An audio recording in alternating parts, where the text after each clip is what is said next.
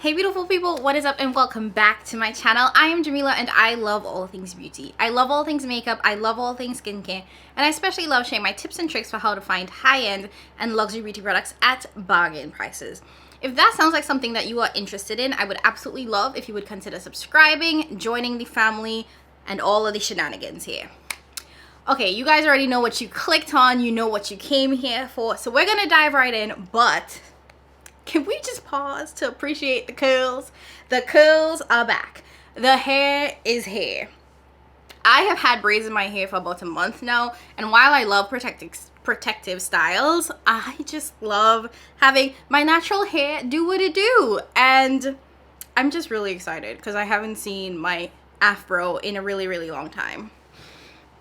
Whew, I'm actually waiting for my fiance to come home. He loves my natural hair, which is another thing that I love about him. So I know he's gonna be super excited to see it as well. All right, so we're gonna dive into today's video. I also wanna flag that this entire face, I'll leave the details down below, but this entire face was created around the fact that I needed to have an orange lip. I don't know why, but I knew that I wanted to wear orange lipstick. So I'm actually wearing a really weird combination of two lipsticks.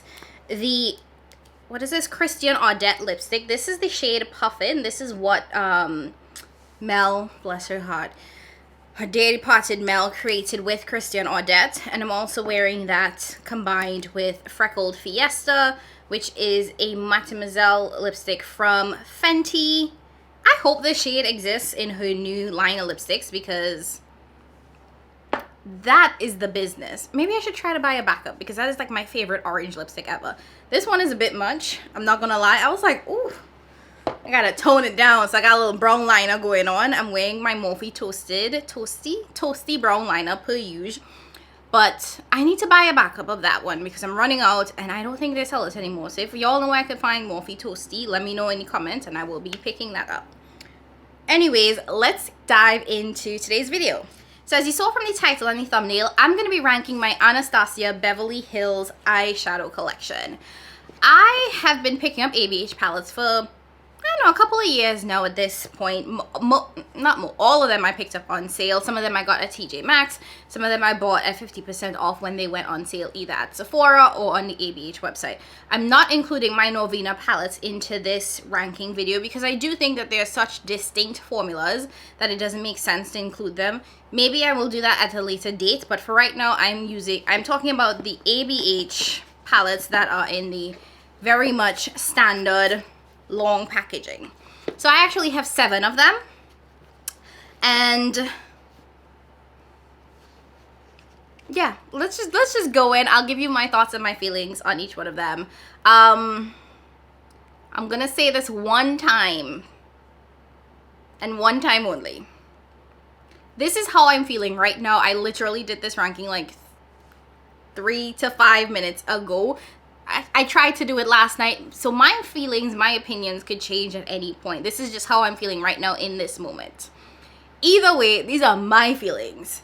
If you don't like the order, if that is not your number 1 or number 2 or number 3, that again is your problem. I am not here to argue back and forth about other people's favorites. I am very happy that you have the palettes that you have and you love the palettes that you love. This is how I feel about the ones that I have in my collection.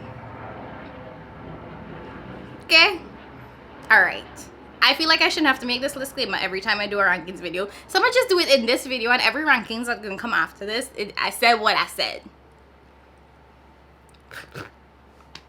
Alright. So coming in at number 7 is the Amrezy palette. This is a palette that I picked up at Sephora. I believe it was on 50% sale. And it's a beautiful, absolutely beautiful palette. It does give me real Barbie vibes. Like you get the blues, the pinks. But the reason why this is coming in at number 7 is because there are 3 pressed glitters in this palette. And that is 3 too many. I don't like pressed glitters. I honestly don't see the point of them. And I guess this was back in the time when we were doing pressed glitters.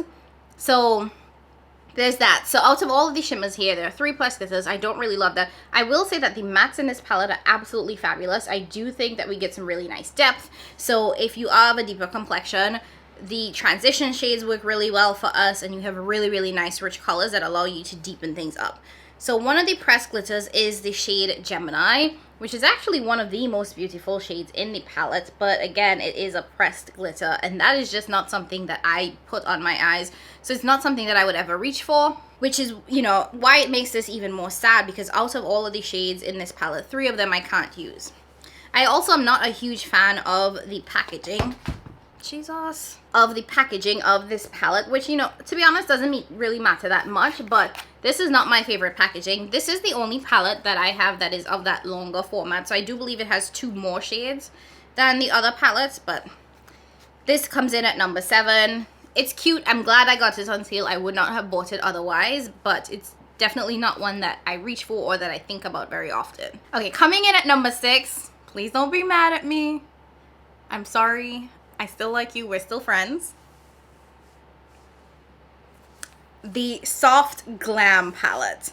I feel like there was a point where this broke the internet. Everybody and their mother, daughter, auntie, tanty, nenen had Soft Glam. And I get it. I totally understand why. This palette is a neutral lover's dream. And if you are just getting into makeup, if you are somebody that prefers simple eye looks, I think that this is perfect. It is that warm, neutral palette that is just easy to use and just gives you effortless looks. The ABH eyeshadow formula is a really solid formula. I think the mattes blend beautifully. I think that they're so easy to work with. And I think that the shimmers give you just enough of a punch where it's like, oh, that's cute, but not over the top. And it's not like a super satin shade where it's like you can't tell it's a shimmer. So it's that nice in between for a really solid everyday look. And this palette is the perfect everyday palette. The reason why this is coming in so low is because it is kind of boring and kind of basic. When it comes to neutral eyeshadow, I have a dime a dozen in my collection. So I'm often reaching for the ones that spark a little bit more joy, and not this one because it is so basic and just so normal. Of all of the shades in here, there are 3 really nice, almost metallic shimmers, and then there are like 2 that are on the satin side. I'm not a huge fan of satin shimmers just generally. I have to be in the mood for a satin shimmer and then I'll reach for it. But for the most part, I'm not reaching for a satin shimmer. And when I am reaching for a neutral eyeshadow, I'm reaching for the ones that just kind of bring out a little bit more in me, and this one doesn't. The mattes, of course, perform absolutely beautifully here. This is a palette that sometimes I might reach into if I want like the perfect matte transition shade, because to be honest, these are the perfect transition shades for someone of my complexion, especially like this little row here, perfection. So it's a really good palette. It is a really nice palette for someone that's just getting into makeup, doesn't have a ton of makeup, or just wants a really solid everyday palette. This I think is a great go-to, but it's not my go-to. Coming in at number 5 is the palette that I think broke the internet. There was so much controversy around this palette, and honestly, this was before my time, so I wasn't really into makeup at that point. But I found out about all the controversy after, and that is the Subculture palette.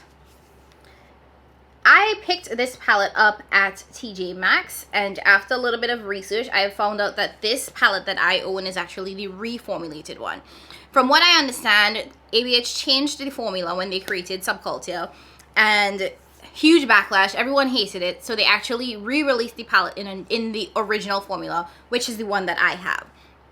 And this palette is stunning. I have no issues with it. And again, probably it's because I have the OG formula, but it is a really beautiful palette. I think that it might have been before its time as well when you look at the color story. This is grunge goodness. This is a grunge lover's dream.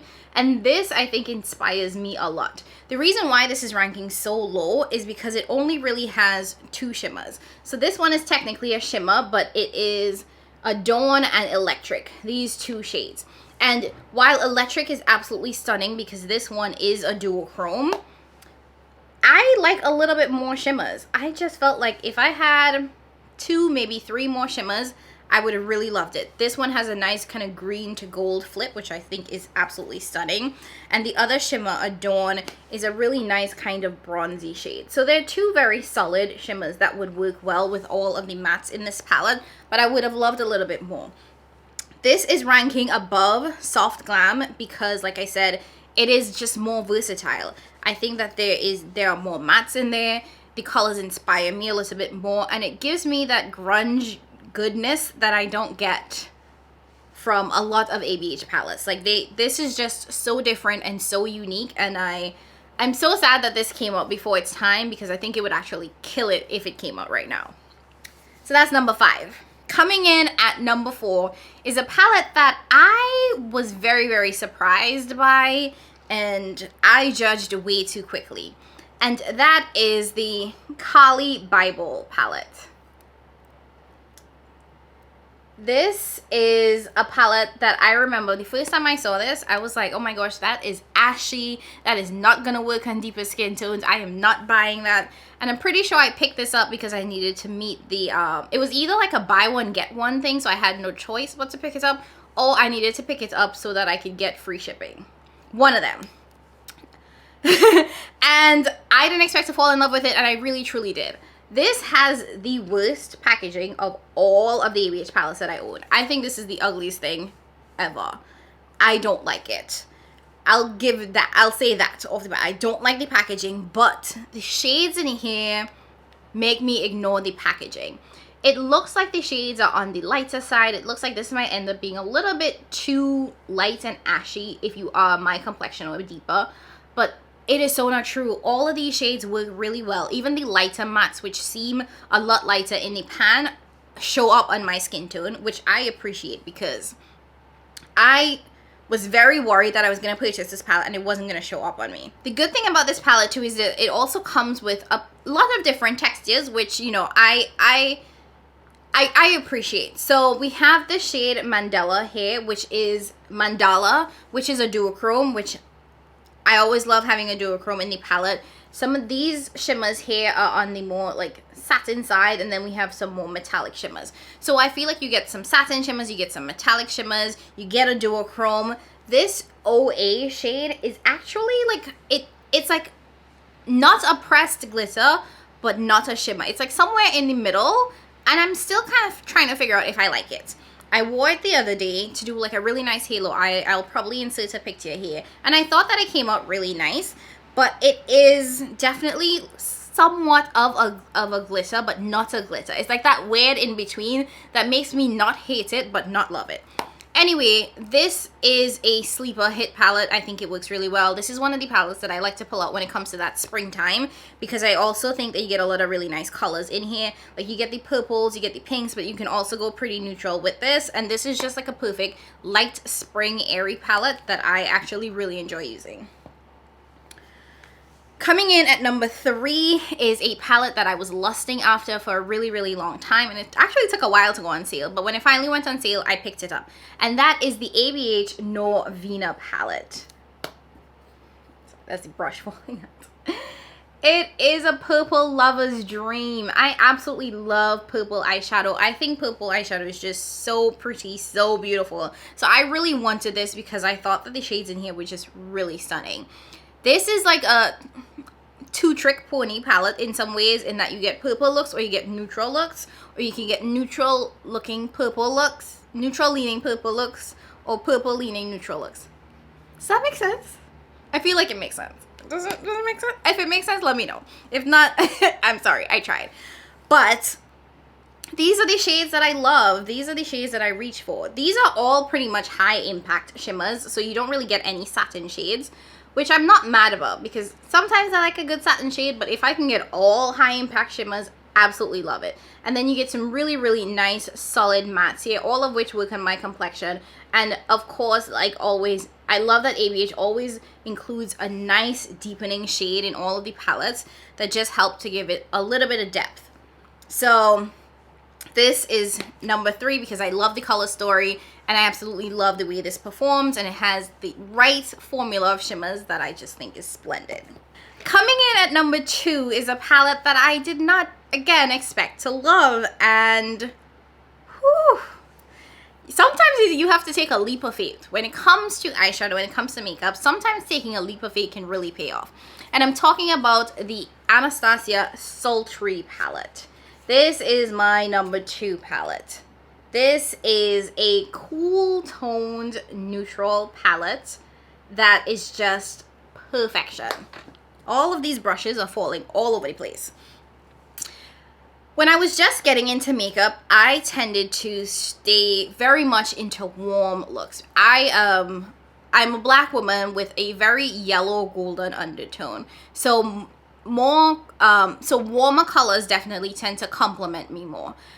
Cool tones I can wear, but when I was just starting off in makeup, I felt like when I tried to wear cool tones, it would look really ashy on me, and I was like full-blown casket ready. It was hard for me to find the right cool tone looks that did not make me look super gray. And when you have a really warm or golden undertone, cooler looks can really show up as gray on you. And this was actually the first palette that I tried where I did a cool tone look, and I was like, oh wait, not only do I not look gray and ashy and casket ready, but I actually look good as hell.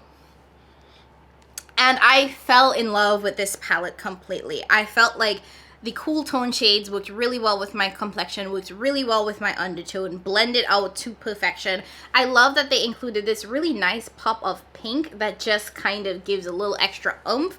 But all of these shades here are in sort of that cool toned realm. And while this looks a little basic, and while you think you're only going to get like one kind of look, there's a lot of versatility when it comes to this. You get some of that silver, some of that bronze, some of that gold, but all with a very cool tone vibes. And all of it blends so beautifully on the lid. And I really appreciated this palette for introducing me to cool tones and allowing me to practice with cool tone formulas and figuring out how to lay them onto my lids in a way that doesn't show up as like, again, gray, casket ready, ashy. So this is my number 2 palette. This is still one of my go-to palettes when I want a neutral, simple yet glam look, but on the cool tone side. And that brings me to number 1, and I'm sure nobody's surprised by this. I have raved about this palette in so many videos, and it has to be none other than the ABH Jackie Aina palette. Jackie. This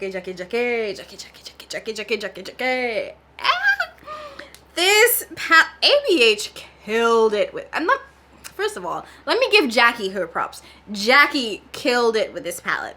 ABH killed it by realizing that they needed to collab with Jackie for this. But Jackie did her thing. She came in, she said, what we not gonna do is come out with a subpar palette. What we gonna do is take your formula and take it to the next level, because that's exactly what Jackie did. This palette was like every black girl's dream. Every black girl, every deeper complexion girl that always struggled to find eyeshadow that would show up on their skin, that would be pigmented enough, that would be punchy enough, that would just complement us well. Jackie said, I got you. I got you, sis. So I've talked about this for a lot, so I'm not going to go too much into it. But first of all, color packaging. This kind of reflective reptile skin packaging was just so beautiful. When you hold it to the light and you shift it, you can see the color shift and you get some pink, some purple, some gold. So she knocked it out of the park with the packaging to start. And then when you open it up, it's like colorful but neutral at the same time. And it's everything that you could want. All of the matte shades show up on deeper complexions. Ginger is literally the perfect transition shade for me. I couldn't ask for anything more. And every single one of the other matte shades in here complements it so well. You can go really neutral with this palette. You have Zam, you have Soleil, you have Dwalas. You can keep it really neutral, even Lituation. But if you wanted color, she gave us reds, she gave us purple, and Sponsored, which is a duochrome. It's like that green to gold, purple duochrome, multichrome, or whatever you want to call it. Perfection. She came and she just did that. I rarely ever make divots in my eyeshadow, but I literally have divots in this palette because of how often I reach for it. This is amazing. ABH knew what they were doing with this. If you haven't picked this up, I would clearly and highly recommend that this is a palette that you have in my collection, because it is the best palette from ABH in my opinion, because it's my number 1. All right. I did it. I ranked my ABH palettes. This was actually a lot of fun. I've been really into ranking videos lately, so There's gonna be a couple coming down the pike because as I have been really thinking about my collection and realizing that I have pretty large collections among some of these brands, I kind of want to rank them to figure out, you know, where they stand. Maybe I'll use that as a barometer to declutter some palettes, or maybe not. I like my palettes, I might keep them. But yeah, if you like this video, please go ahead and hit that like button. Go ahead and subscribe if you have not already done so. I love having you guys join the family. Leave a comment down below letting me know what your number one is. I am very, very curious as to like how other people use their collections. And like I said, I've been really into ranking videos, so I like hearing how other people rank their eyeshadow. So I would love to know what your number one is if you have any of the Anastasia palettes. And that's it from me, guys. As always, I love you so much. Thank you for stopping by. Share this video with your friends if you think they like the content, and make sure you come on back because there'll be another video very, very soon. As always, I love you guys. Thank you so much for watching, and I'll catch you in my next one. Bye.